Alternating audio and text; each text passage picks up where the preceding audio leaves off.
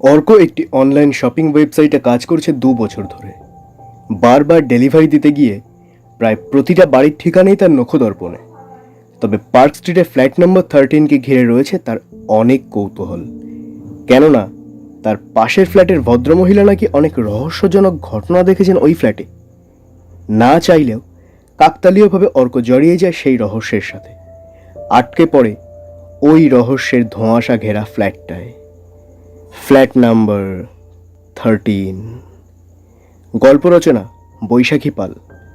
অর্কর চরিত্রে অভিক গোস্বামী, অভিরাজবাবুর চরিত্রে সুমিত চ্যাটার্জি, উর্মি ও বৃদ্ধার চরিত্রে তনুশ্রী ঘোষাল, প্রতিবেশী ভদ্রমহিলার চরিত্রে সুমনা মাইতি। গল্পের ভূমিকা এবং কৃতজ্ঞতা স্বীকারে আমি আহিতাগ্নি। শুরু হচ্ছে ফ্ল্যাট নাম্বার 13। একটা অনলাইন সাইটের ডেলিভারির কাজে ঢুকেছি প্রায় বছর দুয়েক। লেখাপড়া খুব বেশি দূর করতে পারিনি, তাই এই কাজ। যা মাইনে পাই তাতে আমাদের মা ছেলের বেশ চলে যায়। তবে সমস্যা শুধু একটাই, ছুটি পাওয়া যায় না। প্রায় 2 মাস আগে থেকে বসকে বারবার করে বলার পর আজ সন্ধ্যের শিফটটা ছুটি নিয়েছি। উর্মিকে নিয়ে আজ একটু ঘুরতে বেরোবো। মেয়েটাকে সময় দেওয়া হয় না একদমই। উর্মির অবশ্য তা নিয়ে কোনো অভিযোগ নেই। ও বলে, তোর প্রবলেমসগুলো আমি না বুঝলে আর কে বুঝবে বলতো? আর ভালোবাসা মানেই নিজের কাজকর্ম ছেড়ে ঘুরতে যেতে হবে, এই কথা তোকে কে বলেছে? তবে ফাইনালি আজ একটু সময় বের করতে পেরেছি ওর জন্য। আর একটা ডেলিভারি বাকি, এটা দিয়ে সোজা গঙ্গার ধার। মনটা বেশ ফুরফুরে হয়ে গেল। বাইকে স্টার্ট দেব এমন সময় উর্মির ফোন। হ্যালো অর্ক, শোন না, একটা কথা বলছি, আগে কথাতে রাগ করবি না। তোর কাছে যাবো বলেই বাসে উঠেছি, এমন সময় এক বৃদ্ধার সাথে দেখা হলো। তার ছেলে তাকে নিয়ে হাসপাতালে যাবার কথা ছিল, সে নাকি আসতেই পারবে না।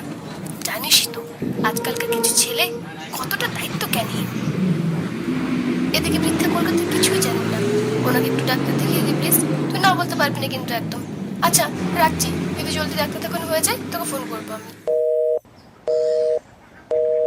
ফোনটা রাখতেই মেজাজটা খারাপ হয়ে গেল আমার। মেয়েটা ভালো আমি জানি, ওর এই সুন্দর মনটার জন্য যে গর্ব হয় না তা নয়, তবে হিংসেও হয় মাঝে মাঝে। আমাদের এতদিনের প্ল্যানটা ক্যান্সেল হয়ে যাওয়াতে বেশ রাগই হলো। এবার আবার ডেলিভারি দিতে যেতে হবে। আজকালকার ডেলিভারি দেওয়াও তো খুব সহজ নয়। প্রথমে তো ঠিকানা খোঁজা মুশকিল, তার উপর ক্যাশ অন ডেলিভারি। ফেরত নেওয়ার ঝক্কি সামলাতে বিরক্ত লাগে। তবে কি আর করার আছে, যেতেই যখন হবে এত ভেবে আর লাভ কি। ঠিকানাটা দেখে নিলাম, দেখে একটু রাগটা কমল। পার্ক স্ট্রিটের অভিরাজবাবুর ফ্ল্যাট। এনার বাড়িতে আমি অনেকবার ডেলিভারি দিয়েছি। বেশিরভাগ ক্ষেত্রে ইনি নানা বিদেশি বই অর্ডার করেন। ফেরত করারও কোনো ব্যাপার থাকে না, আর মানুষটাও মন্দ নয়, যেতে যেতেই মিটিয়ে দেন। অযথা কথা বাড়িয়ে বিরক্ত করেন না। তবে তার পাশের ফ্ল্যাটের মাঝবয়সী ভদ্রমহিলা মোটেই সুবিধের নয়। তার কথা মনে হতেই মনে পড়ে গেল তার সেই আষাঢ়ে গল্পগুলো। আগেরবার বইগুলো দিয়ে ফিরে আসছি এমন সময় তিনি ডাকলেন হঠাৎ করে। এই ছেলে, তুমি দেখি প্রায়ই আসো ওই খেপাটে লোকটাকে নানা রকম জিনিস দিতে। তা কি এত জিনিস দাও বলো তো? তার ওই কথা বলার ভঙ্গিতে বেশি রাগ হলো আমার। মনে হলো দিই বলে আপনার তাতে কি। কিন্তু না, উর্মি অনেকবার নিষেধ করেছে আমাকে অযথা তর্কে না জড়াতে। একটু থেমে বেশ রাগের সুরেই বললাম, আচ্ছা আপনি খ্যাপাটে বলছেন কেন? কাকে কি জিনিস দিই যদিও আমার বলার অনুমতি নেই, তবু বলি উনি নানা রকম বিদেশি ভাষার বই পড়েন। ওর প্রতিভা হয়তো আমাদের ধারণার বাইরে, তাই আপনি খ্যাপাটে মনে করছেন।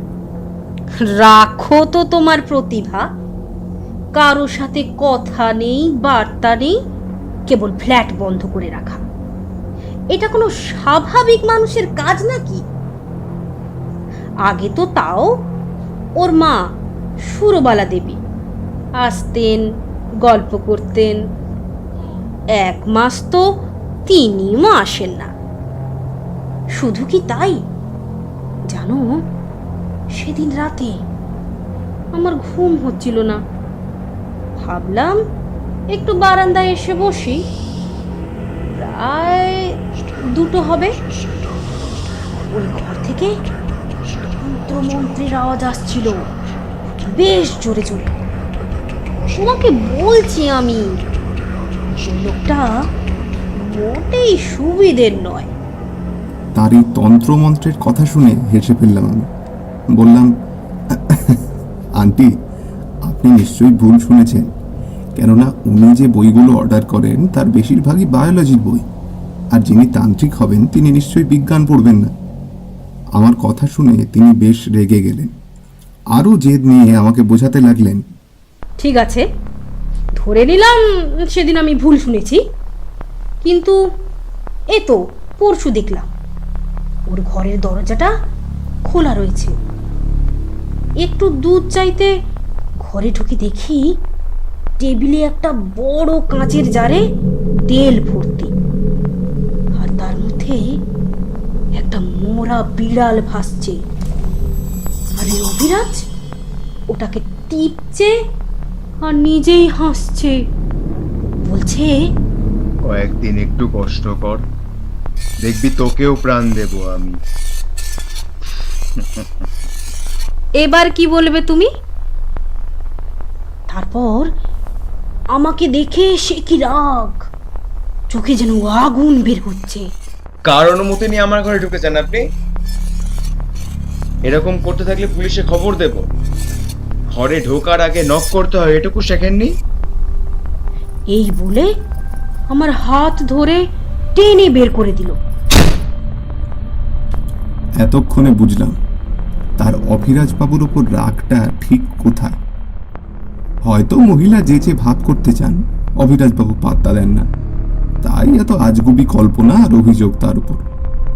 যাই হোক, এসবে আমি কান দিইনি মোটেই। উনি হয়তো আরো অনেক অভিযোগই করতেন। আমি বললাম, আন্টি, আমার না দেরি হয়ে যাচ্ছে, পরে কোনোদিন এসে আপনার গল্প শুনব। উনি আরো কিছু বলার আগেই আমি বেরিয়ে গিয়েছিলাম। আমি মনে মনে নিজেকেই বললাম, এবার যেন ওই ভদ্র মহিলার সাথে দেখা না হয়। আজ এমনিতেই মাথা গরম, ভুতুড়ে গল্প শোনার একটু ইচ্ছে নেই আমার। অভিরাজ বাবুর ফোনে চেষ্টা করলাম 2-1 বার, লাগলো না ফোনটা। যতবারই গেছি ওনাকে বাড়িতেই পেয়েছি, তাই বেশি কিছু না ভেবে রওনা দিলাম পার্ক স্ট্রিটের ফ্ল্যাট নাম্বার 13 এর উদ্দেশ্যে।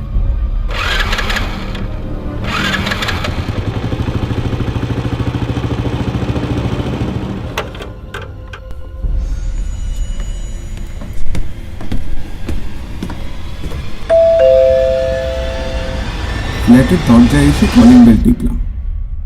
কেউ খুলছে না দেখে টোকা দিয়েও ডাকলাম কয়েকবার, অভিরাজ বাবু, কেউ আছেন? অভিরাজ বাবু। না, খুললো না কেউ। হঠাৎ মনে হলো দরজাটা যেন একটু নড়ে উঠল। একটু ঠেলতেই বুঝলাম দরজাটা খোলা। ঢুকে দেখি এক বৃদ্ধা সামনের সোফাটায় বসে আমার দিকে কেমন একটা ঘোলাটে চোখে চেয়ে আছেন।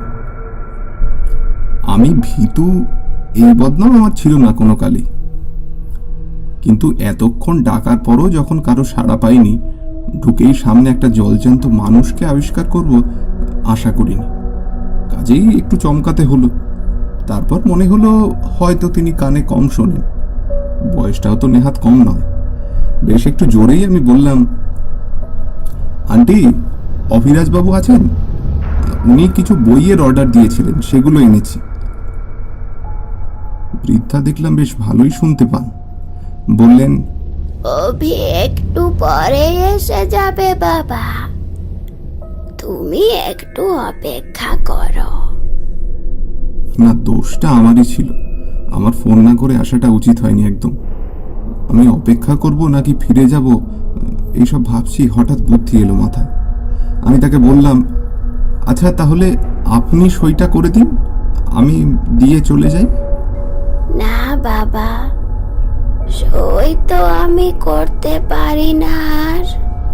আন্টি, আমায় আঙুলের ছাপ দিয়ে দিলেই চলবে। আপনি যদি এখানে একটু... তুমি কি ভাবলে আমি সই করতে জানি না? তা নয়, আমি একটা সময় ব্যাংকে চাকরি করতাম। বেশ অপ্রস্তুত হয়ে পড়লাম আমি।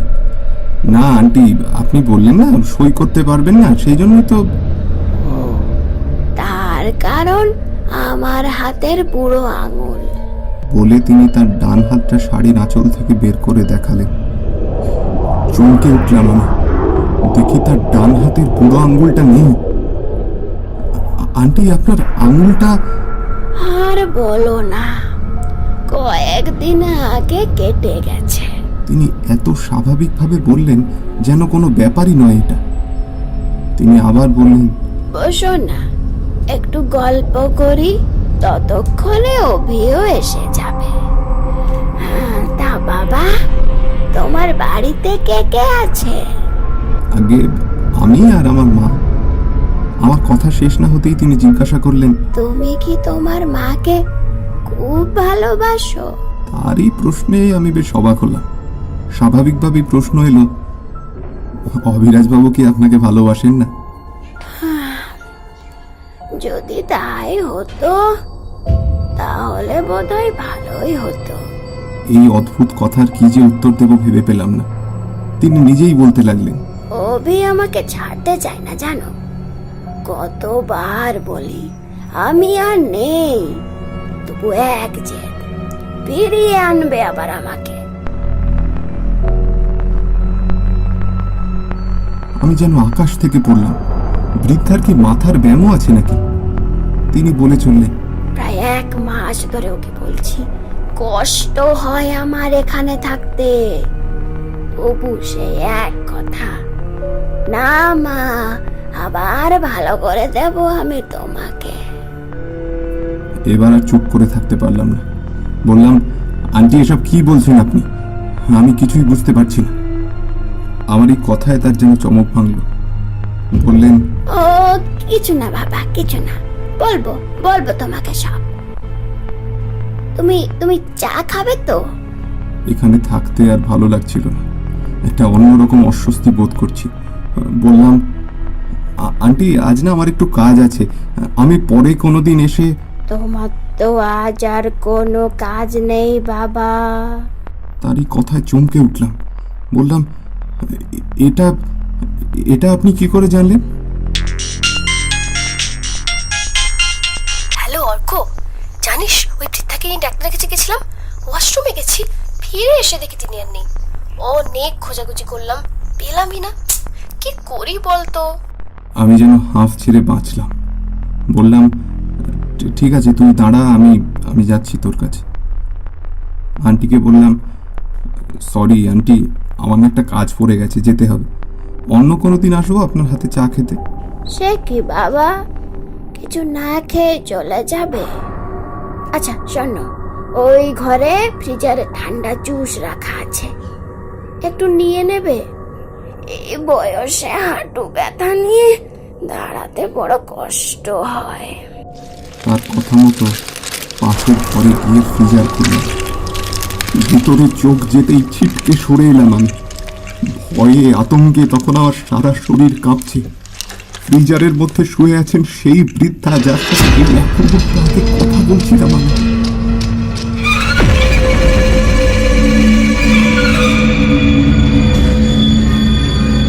নিজেকে সামলাতে বেশ কিছুটা সময় লাগলো আমার। একটু প্রকৃতিস্থ হতে চারিদিকে দরজা খুঁজতে লাগলাম, কিন্তু না, কোথাও নেই দরজাটা। তবে কি আর বের হতে পারবো না এই মায়াপুরী থেকে? তখন তখন চারিদিকে ধ্বনিত হচ্ছে সেই বৃদ্ধার কণ্ঠস্বর, বাবা, আমাকে তুমি বাঁচাও, বাঁচাও আমাকে।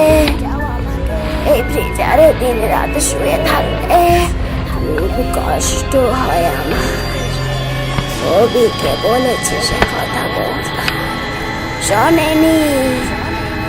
কোনদিন আমার হৃৎপিণ্ড কেটে রাখে, তো কোন দিন যখন সেদিন টাকা দরকার হলো, আঙুলটাই কেটে নিল জানো পাগলটা।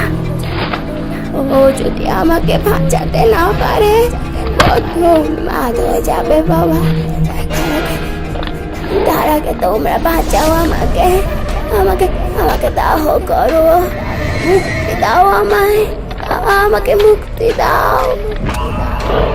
এত কথা শোনার মানসিক অবস্থায় তখন নেই আমি। বাঁচাও বাঁচাও বলে চিৎকার করতে শুরু করেছি প্রাণ ভয়। হঠাৎ করে দরজাটা খুঁজে পেলাম, দৌড়ে বেরিয়ে এলাম ওই অভিশপ্ত ফ্ল্যাটটা থেকে। উর্মি যখন এসব শুনল প্রথমে অবাক হলেও ভয় পেল না মোটেই। বলল, এসব কথা অন্য কেউ বললে আমি হেসে উড়িয়ে দিতাম, কিন্তু তোর অবস্থা দেখে এসব যে ভ্রম তাও বলতে পারি না। চল পুলিশকে জানাই সব। ভূতুড়ে কিছু বললে ওরা বিশ্বাস করবে না জানি, শুধু আমাদের সন্দেহের কথা জানাবো আমরা। পুলিশকে জানিয়ে প্রথমে কোনো লাভ হলো না ঠিকই, তবে উর্মির এক সাংবাদিক বন্ধু রহস্যের গন্ধ পেয়ে বেশ আগ্রহ দেখালো। এর দিন কয়েক পর সাংবাদিক আর পুলিশ ওই ফ্ল্যাটে তল্লাশি করে উদ্ধার করে সুরবালা দেবীর দেহ। অভিরাজ রায়কেও গ্রেপ্তার করা হয় ওই বাড়ি থেকে। সে অজানা কোনো ভাষায় উত্তেজিত হয়ে কথা বলে চলেছে তখন পুলিশের সাথে। পুলিশের কাছে তার একটা কথাও বোধগম্য হয়নি। পুলিশ হেফাজতে দিন 7 থাকার পর মানসিক ডাক্তারের কাছে সে প্রকাশ করেছিল তার সমস্ত অভিসন্ধি। আপনারা আমাকে আমার কাজ শেষ করতে দিলেন না। আমি আর কিছুদিনের মধ্যেই প্রাণ ফিরিয়ে আনতাম আমার মায়ের। মা মারা যাওয়ার আগেই আমি গবেষণা করছিলাম এই বিষয়ে। যখন মা মারা গেল আমার হাতে নাতে পরীক্ষা করার সুযোগ এলো। আপনারা জানেন এজন্য কত রাশিয়ান বই পড়েছি আমি, আর তন্ত্রবিদ্যা সেটাও বাদ রাখিনি। আমার বানানো কেমিক্যালে আরো 1 বছর মায়ের দেহের পচন আটকানো যেত। আপনারা কি জানেন? অভিরাজবাবুর এসব জবানবন্দি পেপার থেকে পড়ে শোনাচ্ছিলাম উর্মিকে। চা খেতে খেতে সে বলল, কি সাংঘাতিক। তবে যাই বল, লোকটা অস্বাভাবিক হলেও খুনি বলতে পারি না। মাকে ভালোবাসে বলেই তো এই প্রচেষ্টা। আমি খবরের কাগজটা রেখে বললাম, খুনি না হলেও এসব বিকৃত মস্তিষ্কের মানুষ সমাজের জন্য উপযুক্ত নয় ম্যাডাম। এই অর্ক, উর্মির ভয়ার্ত গলায় আমি অবাক হয়ে চাইলাম ওর দিকে।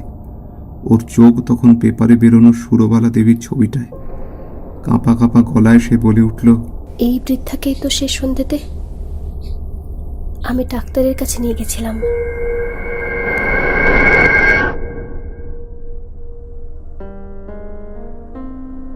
শুনছিলেন গল্প ফ্ল্যাট নাম্বার 13।